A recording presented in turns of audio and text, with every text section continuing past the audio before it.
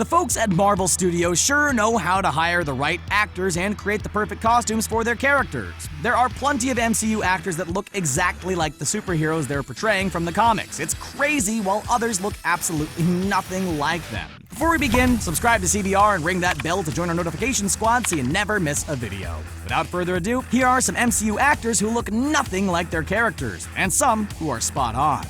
Bring me Thanos!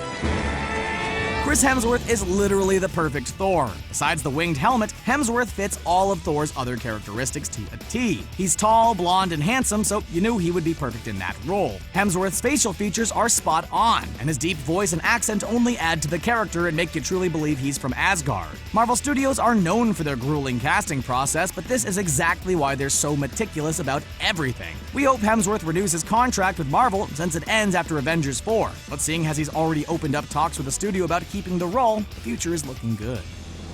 Killmonger was such an amazing antagonist in Black Panther, mainly due to Michael B. Jordan's great performance, but he doesn't resemble the character at all. Despite this, Jordan's Killmonger was just as terrifying as the one we see in the comics. In the comics, Eric Killmonger, also known as Najanika, is a humongous man that would have needed CGI to replicate. This is probably why Marvel Studios turned Killmonger into a normal person who could be played by Jordan. While we're sure a true to the comics Killmonger would have been rad, Jordan did an incredible job with the character. He was able to show how strong Killmonger was without being a mammoth of a man.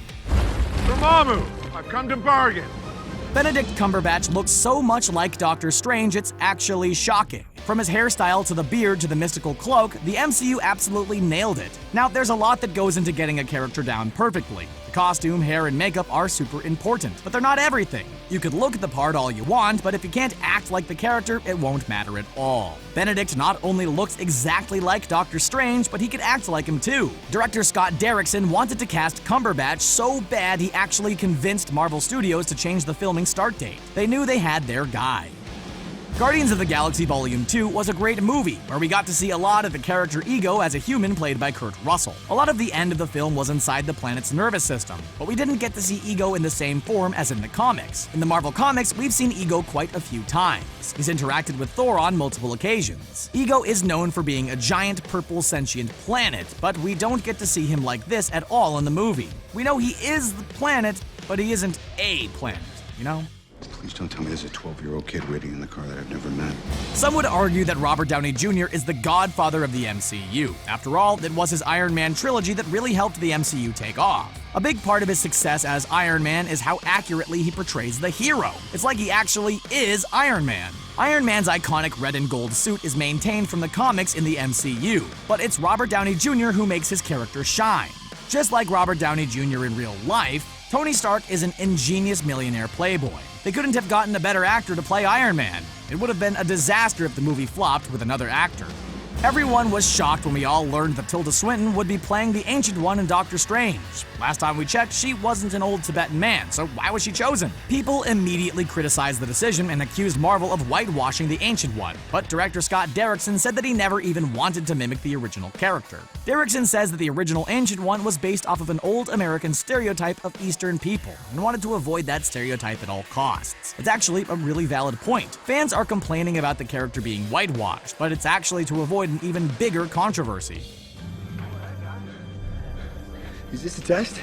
There may be a few differences here and there between Chris Evans' Captain America and the one from the comics, but they look so similar it's mind-blowing. The timeline of Captain America's story also allows us to see how his uniform evolves over time. We've seen the classic Captain America outfit with the wings on his head and all in Captain America the First Avenger, and over time, we've seen how he has turned into the Cap he is today. Now we have a Captain America that resembles the one in the more recent comics. Along with his famous shield, this is Evans' Cap that we've come to know and love. The M'Baku, played by Winston Duke in Black Panther, looks nothing like the original M'Baku from the comics, and that's probably for the better. The original M'Baku hasn't aged well, and thankfully, Marvel quickly tossed the old ape man depiction out the window. Very wise choice. Duke gave us a more complex and interesting character than the original could have ever been anyway. M'Baku is one of the most interesting characters in the movie, even though he started off as an opponent of T'Challa's. He quickly sees the bigger picture and becomes an ally, something the original M'Baku would never have done. M'Baku helps T'Challa defeat Eric Killmonger in the end. Darby, could you just take care of this idiot? Thanks.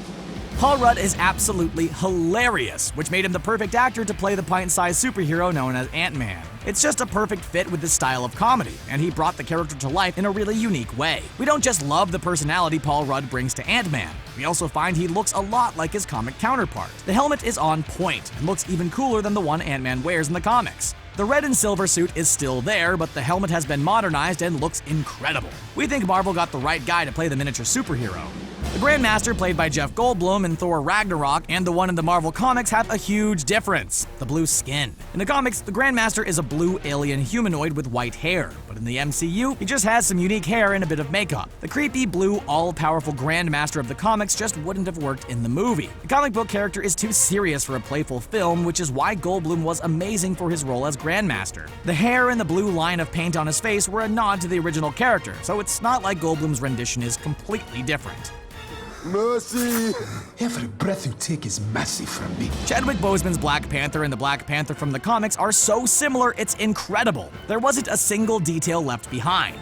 Sure, Boseman resembles T'Challa physically, but it's really the Black Panther suit that makes him stand out. From the claws to the bone necklace to his silver eyes and cat ears, the suit looks amazing. He also looks very lean and muscular in the suit, which is quite impressive. Black Panther was one of the most successful MCU movies of all time, so we're glad he looks a lot like the Black Panther from the comics. We hope he comes to life for Avengers 4.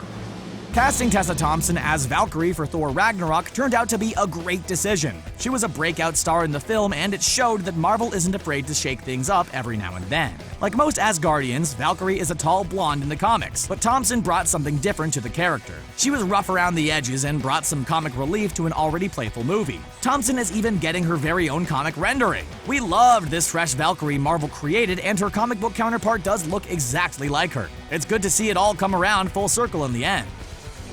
Are you ever not going to fall for that?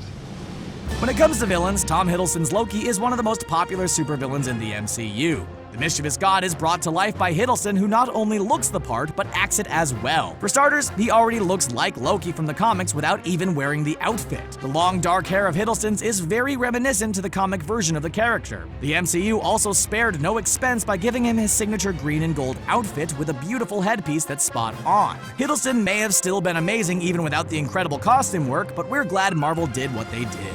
We can't help but think Jeremy Renner's Hawkeye costume was a huge missed opportunity for Marvel. Now, Hawkeye might not be the most important Avenger, but they could have put a bit more effort to make him look like the comic book character. Hawkeye actually looked like a superhero in the comics, not just a guy with a bow like he is in the MCU. His purple costume and mask make him look more like Batman, but a Batman that prefers archery. Hawkeye is a skilled archer who's very acrobatic and freakishly strong, yet he doesn't look or act like this in the MCU. Many people believe Hawkeye is the worst Avenger, and we're also a little on the fence. It's subtle, all the bells and whistles. Yeah, it's called being a badass. Another great casting choice was Cheadle as War Machine. Marvel must have made note of every single detail in the comics, because War Machine looks incredible. Starring along with Iron Man, who's played perfectly by Robert Downey Jr., is no easy task, but Cheadle showed that he had plenty of acting skills of his own and held it down as a superhero. If you compare the armor of War Machine from the comics to the films, they're almost exactly the same, with a few differences here and there. In fact, the Iron Man trilogy in general has done a fantastic job of sticking to the source material. We certainly appreciate the toned-down costume of Elizabeth Olsen as the MCU's version of Scarlet Witch, but a badass red leather jacket still isn't enough for this heroine. With so many well-thought-out costumes all across the MCU, we feel like Olsen deserves better. She even said she would love her own movie if it comes with a costume upgrade. Seeing as the word Scarlet is in her name, we feel like her costume could use a bit more red. Come on, Marvel, give the girl some red pants! This just feels like another missed opportunity to us. We love the character, but the costume does nothing for us. Last time I trusted someone, I lost an eye. Before casting Samuel L. Jackson to play as Nick Fury, the character was always Caucasian. Comic book writer Mark Miller redrew the character as Samuel L. Jackson, which got Marvel interested. There's a running joke that pretty much every popular movie has Samuel L. Jackson in it, and Marvel must have wanted to get in on that as well. At the time, in 2001, Marvel was just coming back from bankruptcy, so it was just a pipe dream to cast Samuel L. Jackson as Nick Fury, but it quickly became a reality. In fact, Miller actually apologized for using Jackson's likeness without permission, but Jackson didn't mind, because look where he is now. When we saw Daniel Brühl's Zemo in Captain America Civil War, we were confused to say the least. We're used to seeing him in his purple, black, and gold faceless uniform, but instead we just see him in a boring, regular attire. He looked so different from the Zemo in the comics, and even his motivations and timeline were completely off as well. We honestly wonder why they even used him instead of another new villain. We just find it very odd, because this Zemo is completely unrecognizable. That being said, Marvel tends to humanize their villains to add depth to their often ridiculous backstories, and this is just another case of why that works. Oh my God! Red Heron doll, until Infinity War that is, Scarlett Johansson is the perfect Black Widow. Most actresses would have put a wig and a black suit on, but not ScarJo. She really makes Black Widow her own character over her countless MCU appearances. Costume-wise, she looks very similar to the Black Widow from the comics with the signature black catsuit and red hair. She also acts exactly like the Black Widow from the comic books. She may come across as heartless and cold at times while also keeping her loyalties as she sees fit. It's that bad girl vibe that we love about Black Widow, and we hope she gets her own movie soon. What the f? When we knew Marisa Tomei was going to play Aunt May in Spider-Man Homecoming, it didn't make any sense to us. If you're familiar with the comics, Aunt May has always been an older, white-haired woman who takes care of Peter Parker, aka Spider-Man. We've seen a shift in her age over the movies, and it was very apparent when we saw Tomei play the character. Marisa Tomei looks absolutely nothing like Aunt May. Have you seen her? She's so beautiful, and it's actually the topic of a few jokes in the movie. Tony Stark even hits on Aunt May right in front of Peter a few times. Talk about awkward. You bet your ass. Steve, you said a bad language word. There you have it. What actors do you think look the most like the superheroes they portray? Who's your favorite actor in the MCU? Let us know in the comment section below, and don't forget to subscribe to CBR for more videos just like this one. Thanks for watching.